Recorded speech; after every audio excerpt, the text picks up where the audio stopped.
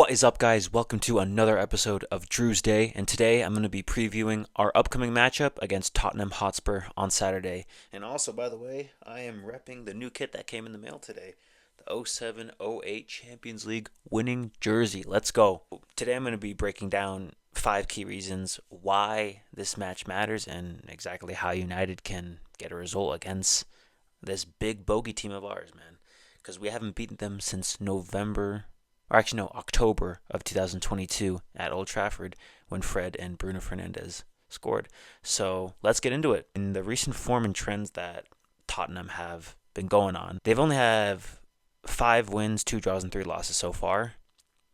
But here is a very key factor. Their home form is actually pretty weak in the Premier League.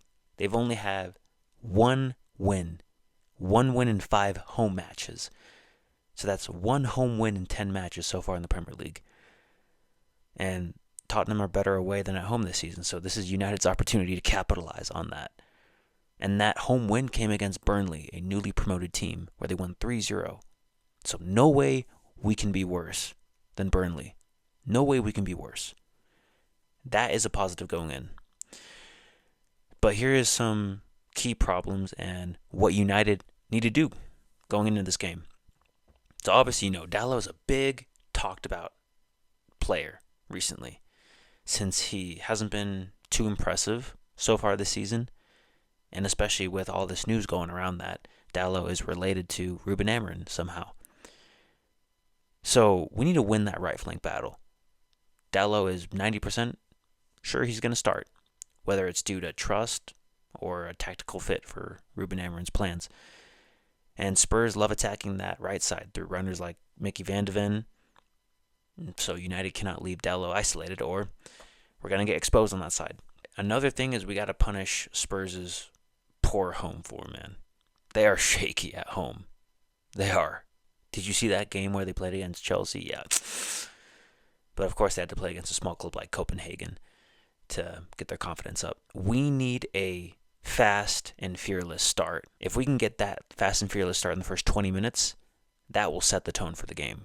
That will put us on the right track to get the 3 points. And we got to fix the away defense, because we tend to struggle against teams that press, and we got to limit the sloppy turnovers in midfield, because Spurs are a team that punish mistakes immediately. We got to continue like the same attacking plan that we've always had ever since Amorim ball kicked in. Especially in that game where we won 4-2 against Brighton, we had fast transitions.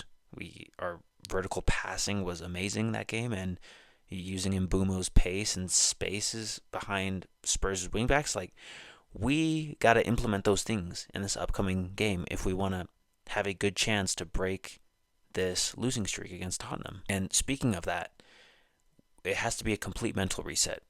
We cannot have that psychological burden of constantly losing against Spurs. We haven't beaten them in nearly 3 years, but we can't play like underdogs in our heads. We got to avoid conceding early, or that game is just going to be out of our hands. And this is what Spurs are going to try to do, and how United can counter that. So this Spurs team under Thomas the Frank Engine, bro, they know how to have a good defensive structure. They have a low goal concession, which is 0.8 per game. They got quick counterattacks, and Van de Ven, which is a great center back that I rate, he loves to drive forward from the back. And at home, they're going to try and dominate possession, and they're going to force United deep. How do we counter that? We got to start with the high tempo. Right off the bat in the first 20 minutes. We cannot let Spurs get into the game. We got to hit quickly into half spaces, and especially behind Spurs' fullbacks, Pedro Porro and Udogie. Really good, quick, technical outside backs that they have. And a very fun fact, I hate to say this, but set pieces are going to be huge, especially in the early moments of the game, because Spurs are vulnerable early in the matches. If you saw the game against Bournemouth, that Bournemouth won 1-0 in the second or third game of the season for Tottenham, Bournemouth scored early. Tottenham were shaking at the beginning of the game. They were trying to get back in the game, but they couldn't. So we can learn from that, from Bournemouth's success that game. But if Spurs take control early, we don't need to panic.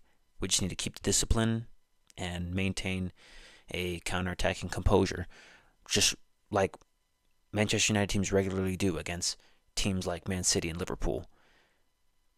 If we play our cards right, we win those games. Just like when we can win this game here. Our success just looks like not conceding in the first 20 minutes. We're leading or we're level at halftime. We create, at least more than 2 dangerous counters that lead to chances and goals.